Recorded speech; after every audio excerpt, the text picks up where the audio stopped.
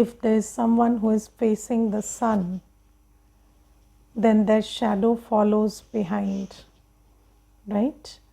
And if you have your back towards the sun, then you will be following your shadow.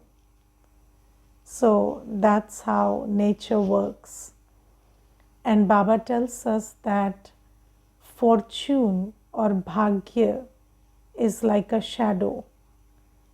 And if you are running after the shadow, then you will never catch the shadow. But if you turn your front, your face towards the Son of Knowledge, who is the Son of Knowledge, Baba. So if you have your face towards Baba, if you are in front of Baba constantly, then your fortune will follow you.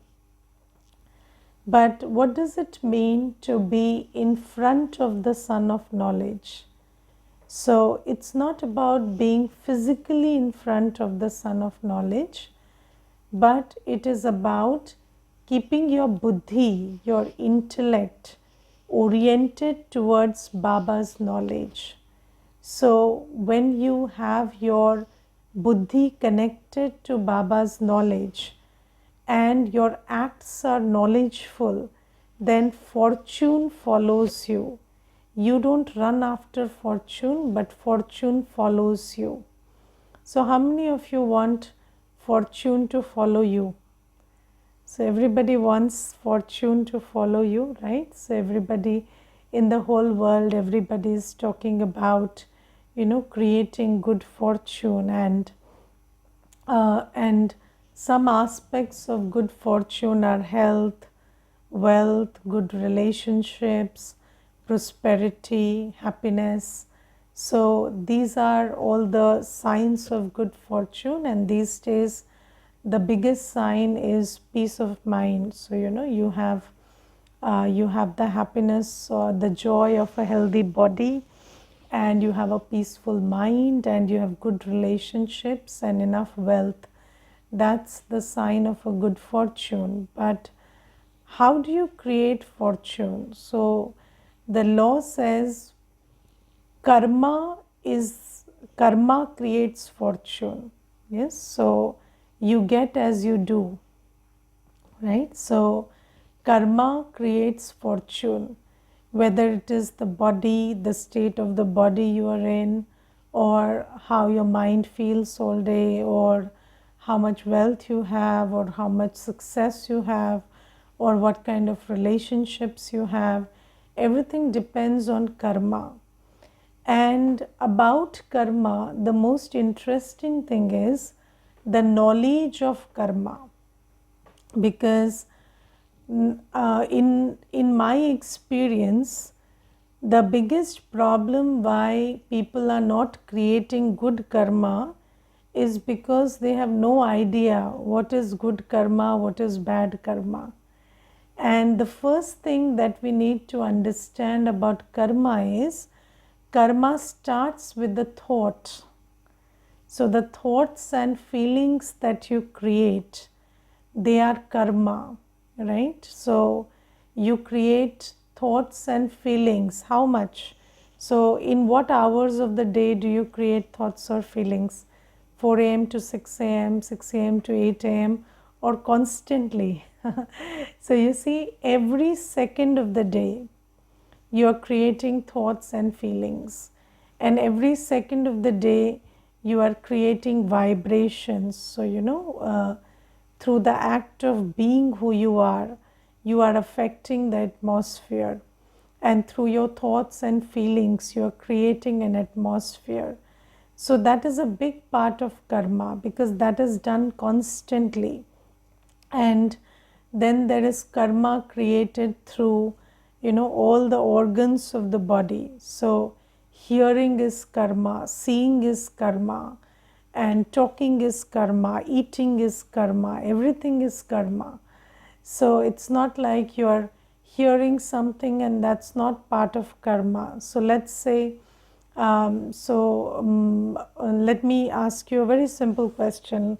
Suppose there's a there's an incident, somebody caused damage to somebody, and then they had previously, before engaging in that act, they had told you about it. Yes, and there is a recording on the phone that they were telling you about it, and you chose not to inform anybody. You chose to just not act on it. And then the police catch you that you were the person who knew everything. Could you say that, no, I'm not involved? No. So even if you hear, you see, it's karma. So you will be held accountable for what you have heard.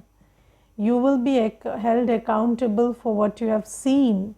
If you have seen something, then it is you are holding, you will be held accountable for whatever you saw.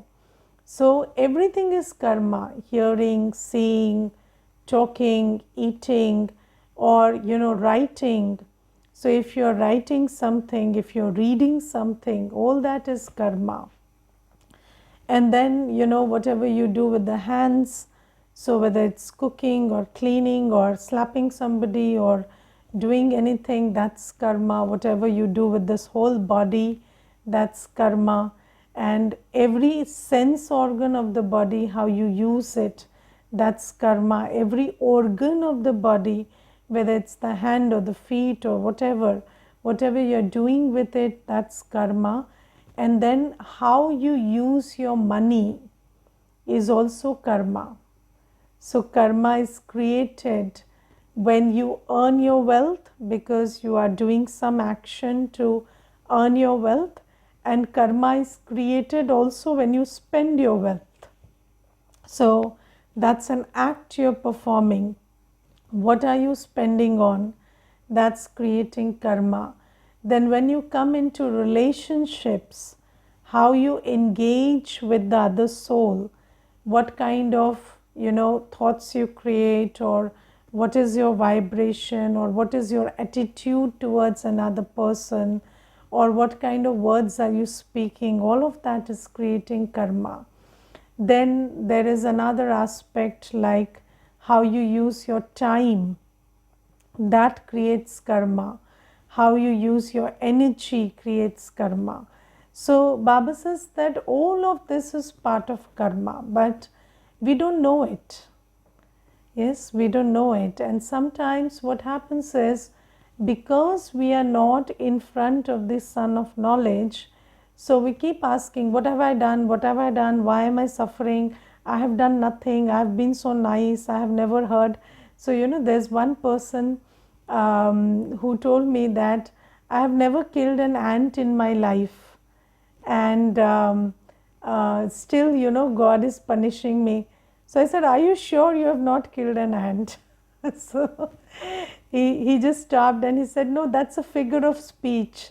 So I said, no, it's not a figure of speech. You have to tell me whether you are sure you didn't kill an ant. Because you see, how can you be sure you have never killed an ant? So they might have just, you could have just trampled over them or whatever. But people are very casual in talking about themselves. They'll say, I've never hurt anybody. But you tell them, don't you create thoughts of self-doubt?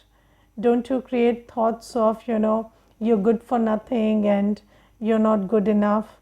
So they'll say, yes. So then haven't you hurt yourself? So, or haven't you self-sabotaged? So all that is karma. So Baba says that, one must know that one must have the knowledge of karma. So, and you see that the knowledge of karma is very important. And then there is another important factor which is a big part of karma, which is time. So you see that karma and time are very related. So if you want to have proper knowledge of karma, you also need to have proper knowledge of time, because the relevance of karma is according to time. So let's say, you are speaking, so you are being happy. So, you're just being happy and you're speaking words of encouragement, and you're being very smiling, and you're all happy. But you are happy where everybody is crying. So everybody is shedding tears, somebody has died, and you're being very happy, and you're just laughing away. So then that's not good karma at that time. But if somebody came and asked you, is being happy ever bad karma? You would say no. But what kind of happiness? So, inside you can be happy, but how you project yourself outside, that has to be according to the time. What words you choose to speak, or how much you want to smile, or whether you want to laugh or not, that will depend on the time. And then, if somebody asks you whether sleeping 6 hours a day is a bad idea, so no, it's not a bad idea. One has to at least sleep 6 hours a day. But then they tell you that I'm sleeping from 10 in the morning to 4 in the evening, and rest of the time I'm awake. So no, that's not right, because you have to respect the clock. You have to respect the 24-hour clock, and you also have to respect the bigger clock that Baba tells you. So, karma is also dependent on time. So, and when Baba comes, Baba gives us the knowledge of time, and the most important thing that Baba tells us in this BK journey is that when you come to Baba, so where are we? In the confluence age right now. So the whole cycle is about to end. So the 84 births are about to get over, and the cycle is coming to an end. And at this time, what is the karma that is good karma? So that's also very important. And at this time, it is very important to pay attention to being pure. It is very important to balance, settling karmic accounts and doing seva.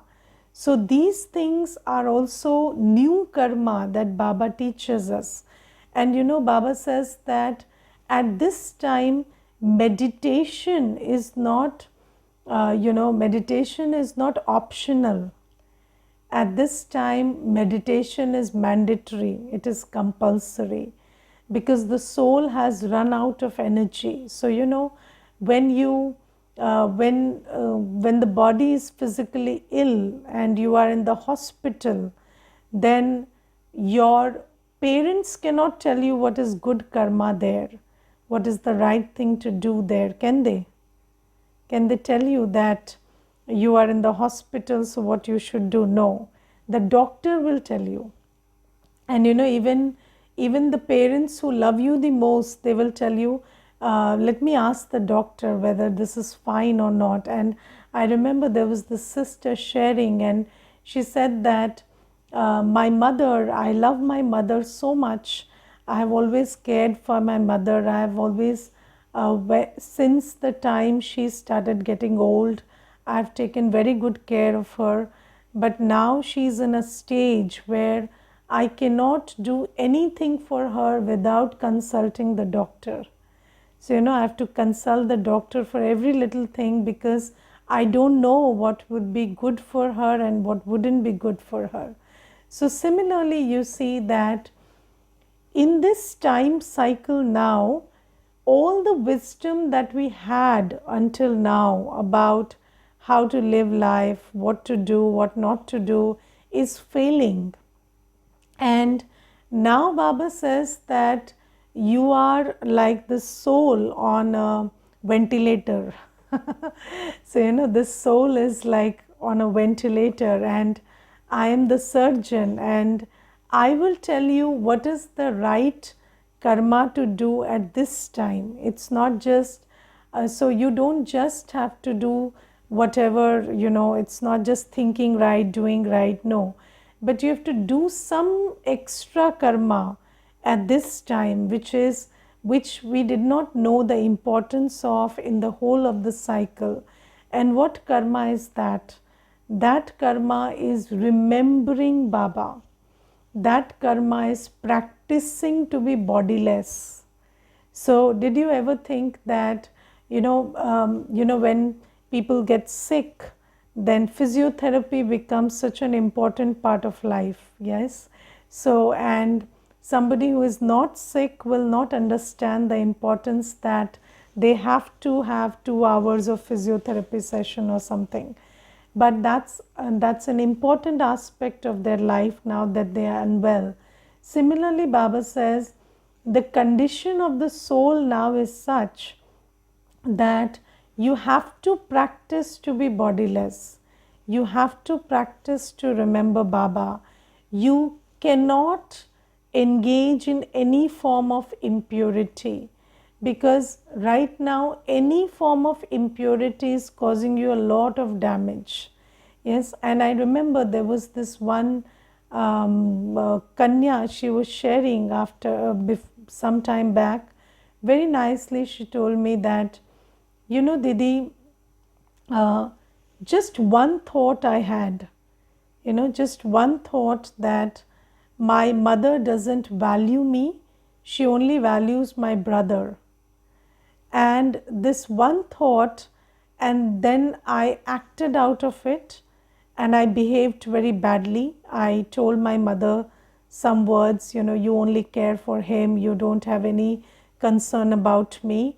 And then she said, okay, if I don't care of you, go and die. So she said, go jaake mar jao. Anyways, I don't care for you, so do whatever you want.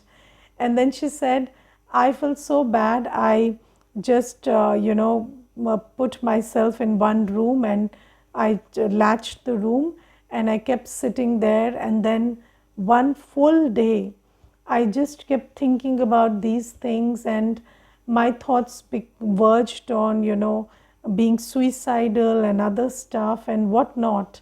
And then, in the end, my mother went to the market. So when she came back, she did not know that I'm in such a bad state. So when she came back, she came and she opened the door and she hugged me and she said, Beta, why are you sitting like this? I prepared food for you, come and have food. And then I cried and cried and I was crying so badly. Then my mother said, what happened to you? It's just one thought that you have created and it has led to all of this. And then I felt really, and these times the soul is so weak that one thought can take you, this far. And so any kind of impurity, even in the form of thought, one word you speak, these days people are, I remember there was this one Mata, her daughter committed suicide, and she said, that she was not in a good frame of mind. And I just told her, why do you keep looking at the phone all the time? Keep that phone aside and study. And I came out of the room and next I saw she had committed suicide. So you see, one word can cause so much of damage these days. One thought can create damage to the soul these days. So that is why Baba says, not even one thought, not even one word, not even one act. So Baba says nothing of impurity you have to engage in. Because these days, every little thing, you look at anybody in the world, they will tell you, I don't understand what was the big deal. It was such a small thing. It was such a small thing. And I remember there was this one Mata, she told me that my father-in-law once misbehaved with me. And that behavior was very out of line. And my husband is into a very stressful job. And when he came back from office, I tried to share that with him, that my father-in-law's behavior was inappropriate. And but my husband was stressed and he couldn't, he couldn't appreciate what I was saying. He couldn't understand what I was saying. And he just told me, you have a problem with everything that's happening. You have a problem with my parents, you have a problem with the world. You are the problem. Don't you understand that? And then he said that. And after that, she said, I never had any feelings for my husband. And she said that I felt so dejected, I felt so forsaken in that moment, and I lost everything that I felt for my husband from that day on, and my relationship took a downhill. But she said that, and my husband knows that he did not understand it at that time, but that was a big deal. But I don't know what happened, what changed within me. I could never be the same again. So you see that these days, any act which is not knowledgeful can cause so much of damage, can affect somebody so greatly. And every single thought that you create can cause so much of damage. You ask anybody who is into depression or suffering from anxiety these days, where did it start? It started with one thought, and that one thought over the years has changed into this kind of a condition. So Baba tells us that not no form of impurity will be allowed, or will help you in this in at this time. So you have to refrain from every single act of impurity.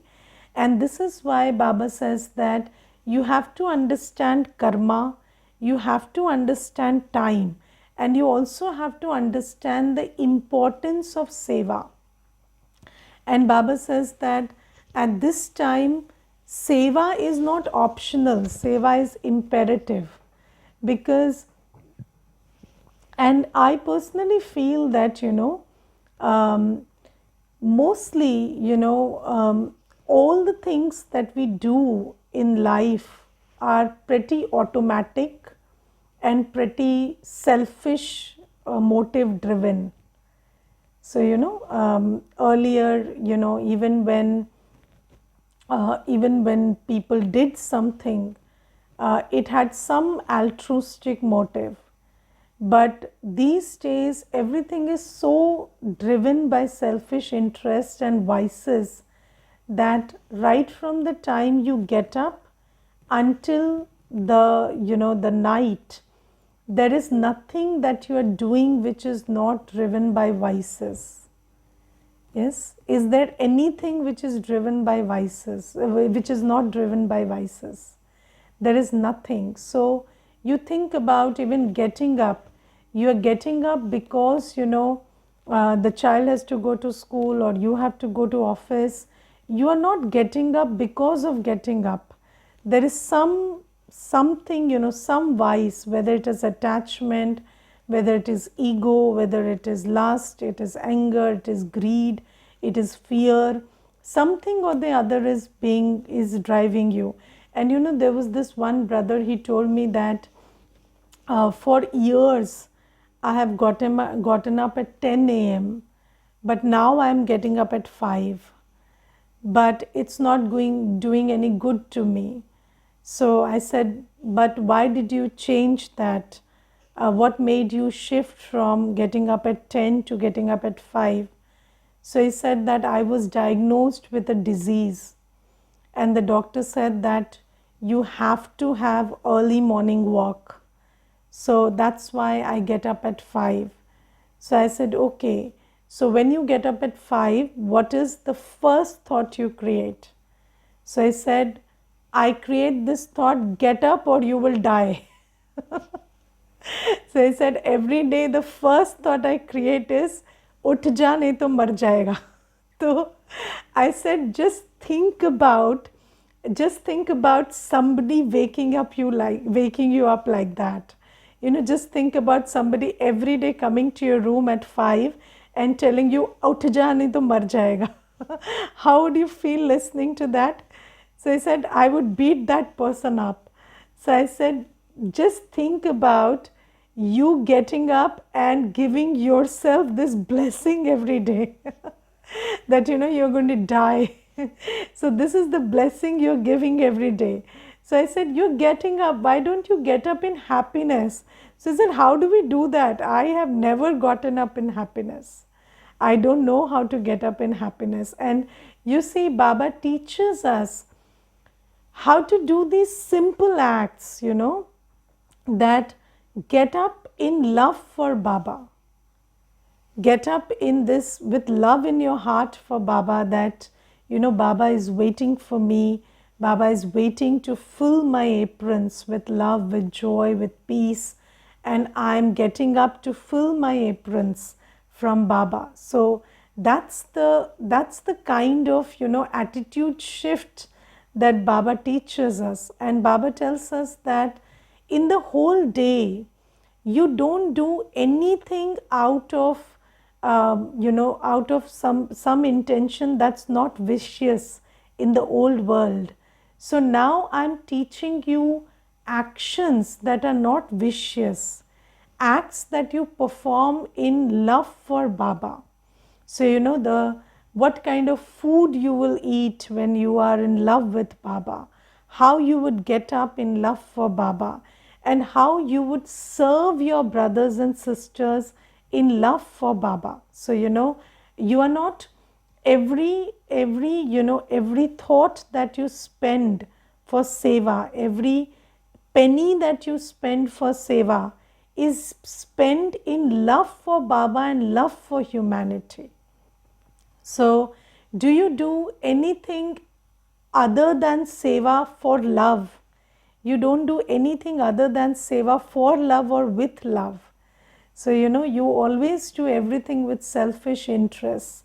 So, Baba is teaching us how to do Seva, and Seva is done in love for Baba and for the love for humanity, and for the love for nature, for the love for the souls around us, and for the love for the whole spiritual family that is there. So Baba says these acts you have to perform at this time, because the weight or the burden of all the acts that you're performing out of vices is so high, that baggage is so high, that weight is increasing every day. And that's why, to compensate for it, or to offset that, you need to perform acts which are not performed under the influence of vices. So you need to spend time, thought, energy, money for love for Baba and in the service of humanity. And when you do that, you will create happiness for yourself. You'll create peace for yourself. So Baba teaches us karma. Baba teaches us, how to think, how to speak, what attitude to have, all of those things. But Baba also teaches us the karma that we need to do at this time, because the soul is very weak and depleted. And this Sangam Yugi karma of practicing to be bodiless, remembering Baba, and engaging in acts of purity, disengaging totally from vicious acts, and doing Seva, which is done for love for Baba and the service of humanity.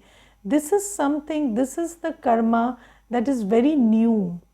And only when we sit face to face with the Sun of Knowledge can Baba teach us these things. And Baba says, when you are sitting in front of me, the Sun of Knowledge, and I am teaching you this karma, and you act out of this, this knowledge, then the fortune will follow you. You don't have to run behind the fortune will follow you. And if you don't pay attention to karma, then you may just keep banging your head, why is this happening to me, or I don't deserve this, or this or that. But that fortune will be the same. So Baba says, this is why you have to learn from me. You have to learn from the Son of Knowledge.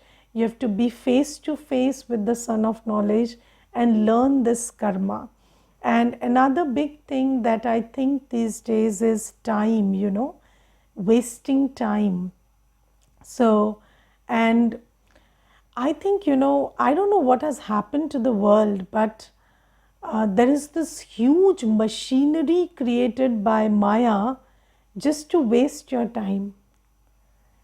And I don't know, with this reels coming up, these reels are a big problem. And I see little children these days, reels and games and I don't know what else. So these are like, the reels are 30 seconds, 1 minute, but people are watching them for 2 hours, 3 hours, 4 hours, and you ask them, what has it contributed? Nothing.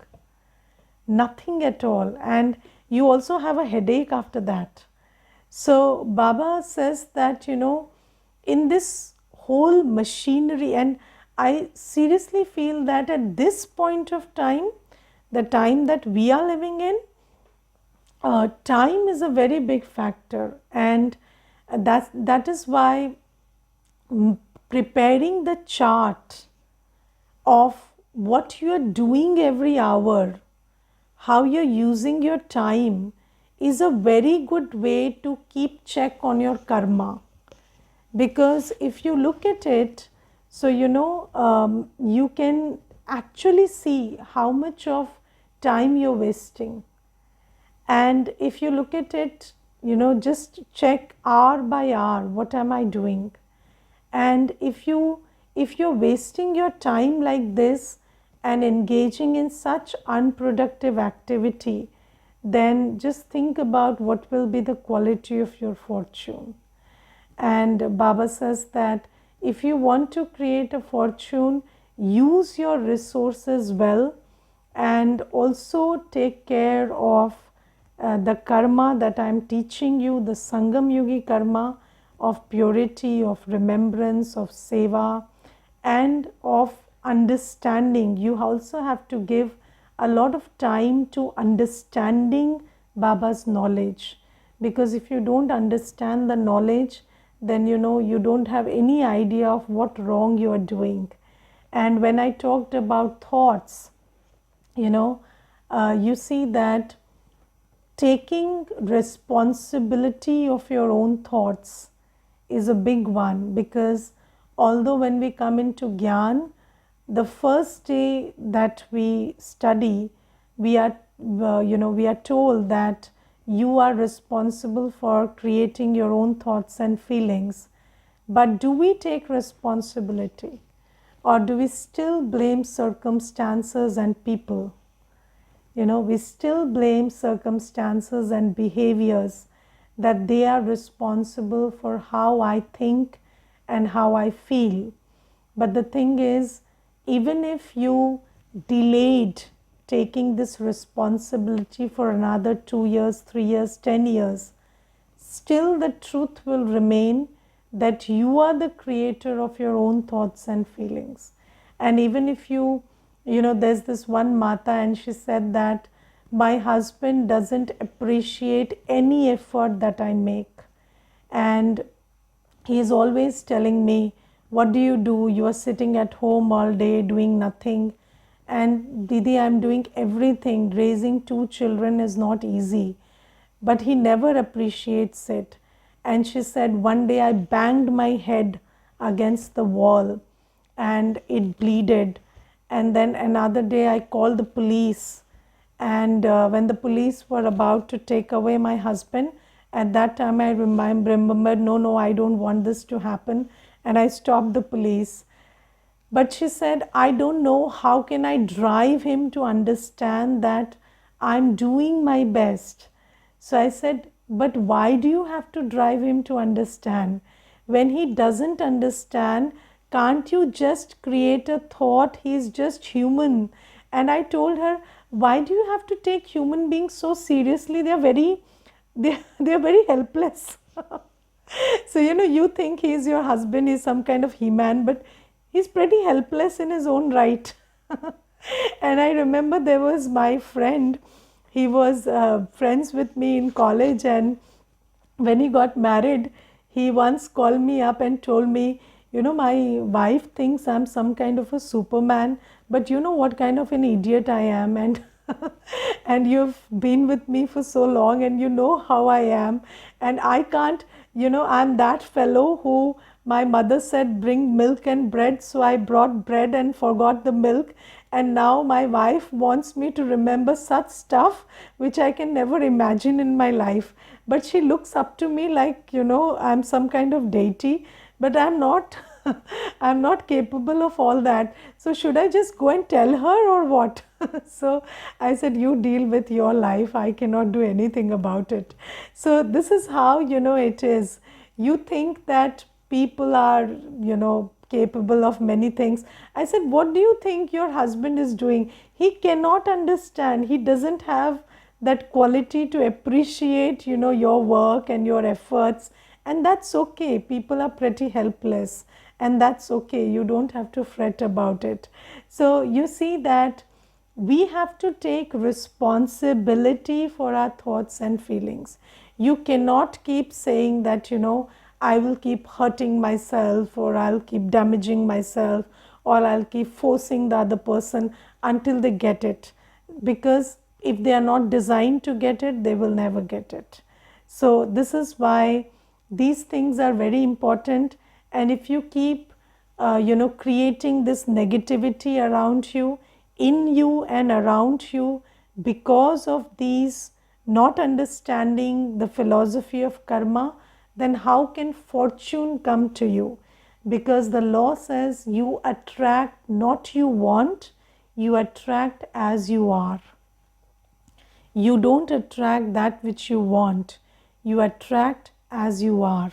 This is why when we are the positive, powerful, peaceful, purposeful self, then we will attract the best, and fortune will follow the soul who has their face towards the sun of knowledge. Okay, Om Shanti.